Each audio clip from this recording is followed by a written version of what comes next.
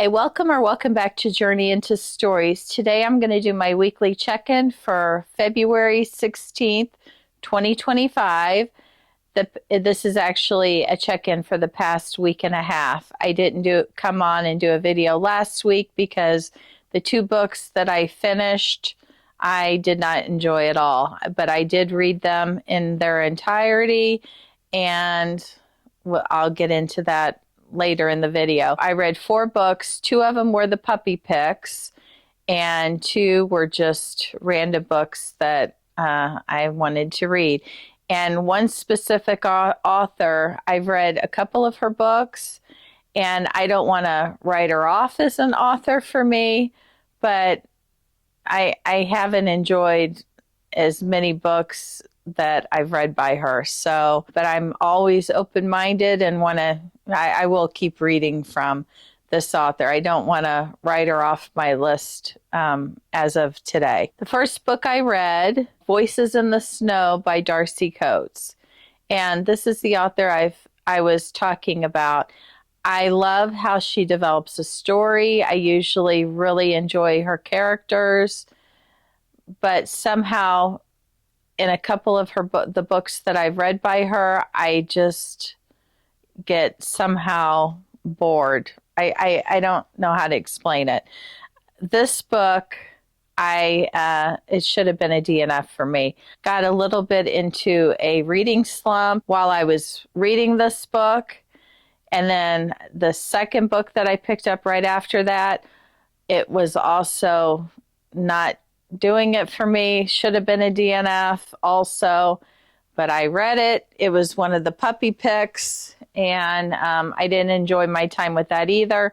So then I must have taken, 4 or 5 days off from reading, and I just didn't want to pick up another book because I wasn't having luck with those 2 books. But Voices in the Snow by Darcy Coates, it says it's the first book in a series. Maybe it's called Black Winter. The character, I have her name right here, Claire. She gets in some type of a car accident. Claire remembers the cold. She remembers abandoned cars and children's toys littered across the road.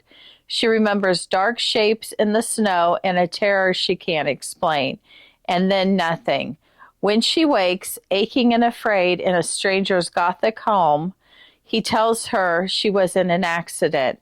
He claims he saved her. Claire wants to leave, but a vicious snowstorm has blanketed the world in white, trapping them together. And there's nothing she can do but wait. At least the stranger seems kind, but Claire doesn't know if she can trust him.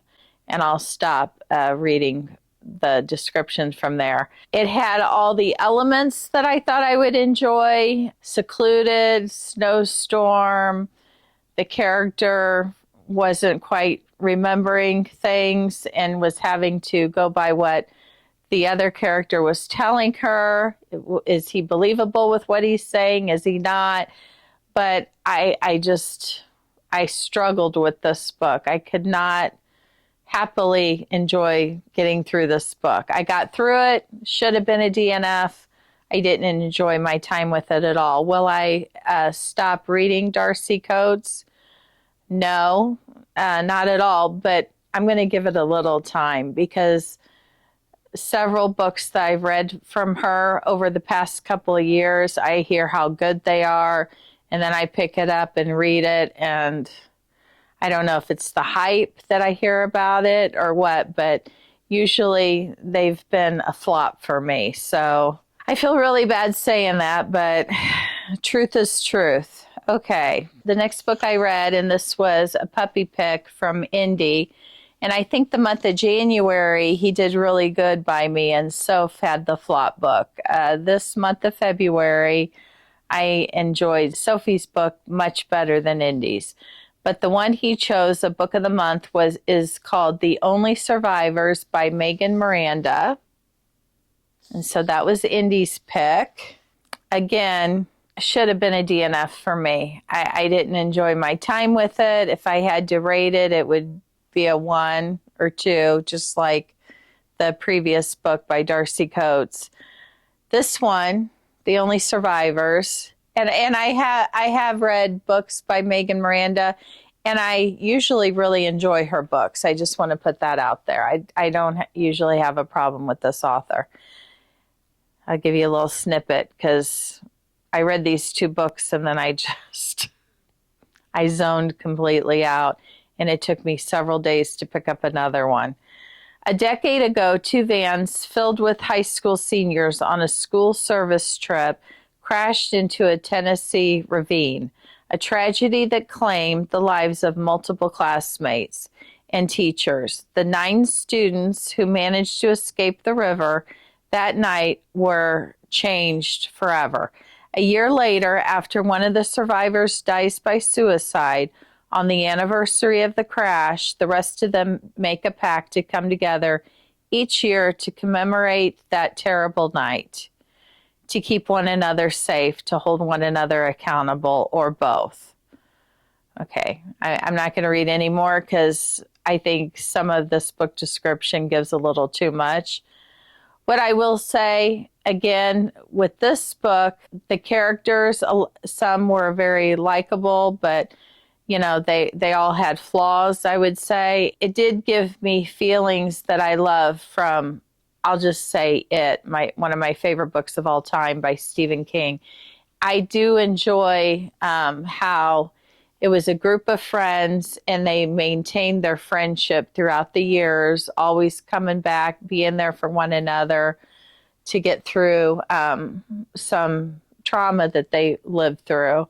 I did enjoy that part of it, but then, I don't know, the story went down for me. I will say with these 2 books that I said should have been DNFs, honestly, their ratings are pretty good on Goodreads and what I've heard about them. Maybe I'm the only one that's not enjoying these 2 books. You know, take it for what you will, but I didn't enjoy my time with these 2 books. Then several days went by and I thought, okay, I need to get through books. I have my books over there, the 25 books I want to get through in 2025. I'm reading one of them now, but I can't be in a reading slump for very long because I want to put out videos. Picked up the next book, this one. And I do enjoy this author, The Last Word by Taylor Adams. This was Sophie's book of the month book. And this is right here. This was her choice for me. What was this one about? Oh, yeah. This one was really good. After posting a negative book review, a woman living in a remote location begins to wonder if the author is a little touchy or very, very dangerous in this pulse-pounding novel of psychological suspense and terror from the critically acclaimed author of No Exit and Hairpin Bridge.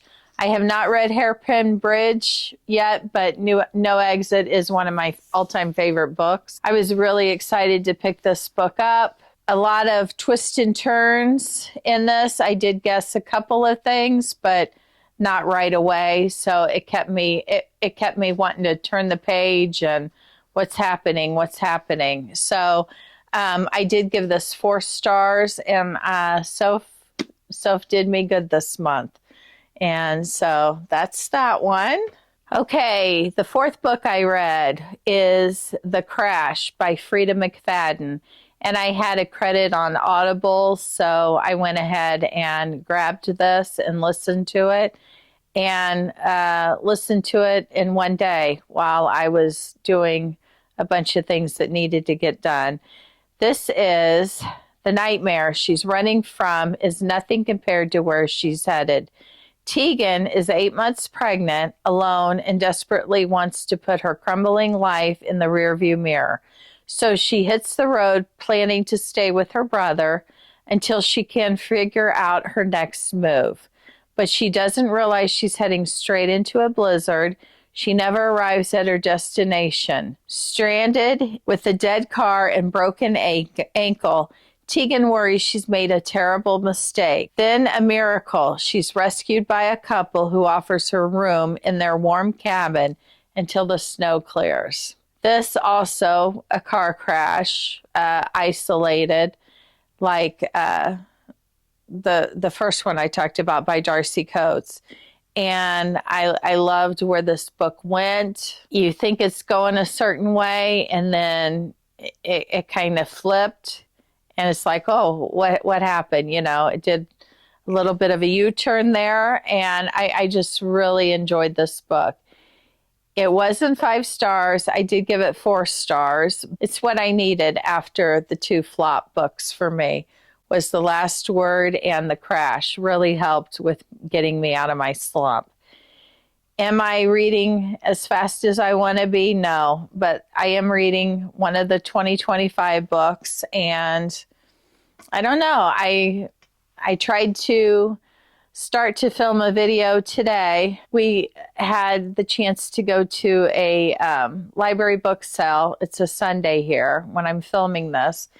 And I got real excited. The hours was from 10 to 3. Got there about 10:30 and did the whole walk, videoed.